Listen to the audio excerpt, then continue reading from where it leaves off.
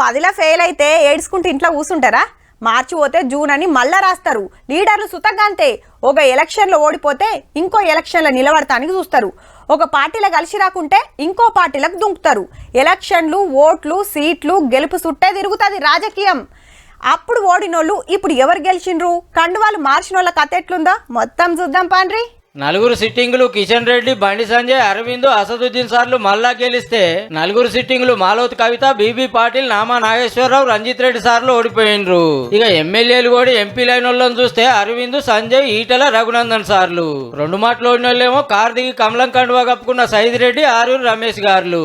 ఏనుగు మీదనే అసెంబ్లీకి పోలేని ఆర్ఎస్ ప్రవీణ్ సార్ కారెక్కిన పార్లమెంట్ కు పోలేకపోయిండు. అప్పుడు బీఎస్పీ గుర్తు మీద ఓడిన నీలమ్మ సార్ ఇప్పుడు చెయ్యి గుర్తు మీద సూత ఓడే. అసెంబ్లీకి చెల్లని కొప్పుల బాజిరెడ్డి సారు పార్లమెంట్ కు సుత చెల్లలే. కాంగ్రెస్ దానం sir, BRS Padmarao sir Secunderabad లో ఓడినా ఇద్దరికి ఎమ్మెల్యే పదవులు అయితే ఉన్నాయి. ఎంపీలు అయిదామనుకున్న బీఆర్ఎస్ వెంకటరామిరెడ్డి, కాంగ్రెస్ జీవన్ రెడ్డి సార్లు ఎమ్మెల్సీలుగానే ఉంటారు. ఇక పార్టీ మారిన పట్నం సునీతమ్మ, టీచర్ కొలువుకు రాజీనామా చేసి వచ్చిన సుగుణమ్మ ఎంపీ మేడాలు కాలేకపోయిండ్రు. బీఆర్ఎస్ కెళ్లి బీజేపీలోకి వచ్చిన సీతారాం నాయక్ సార్ కథ ఉత్తదైతే నగేష్ సార్ కు నసీబ్ కలిసి వచ్చి ఎంపీ అయిండు.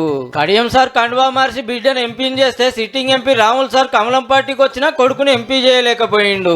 ఈ 17 మందిలో సగం కొత్తోళ్లే. ఇక 3 పార్టీలకెళ్ళి 6 మేడాలు నిలబడితే ఎంపీలయ్యే భాగ్యం ఈ ఇద్దరికే వచ్చింది. ఒకళ్ళు బీజేపీ, ఒకళ్ళు కాంగ్రెస్. గిట్లుందుల్లా ఎలక్షన్ లో గెలిచినోళ్ళ ఓడినోళ్ళ కథ.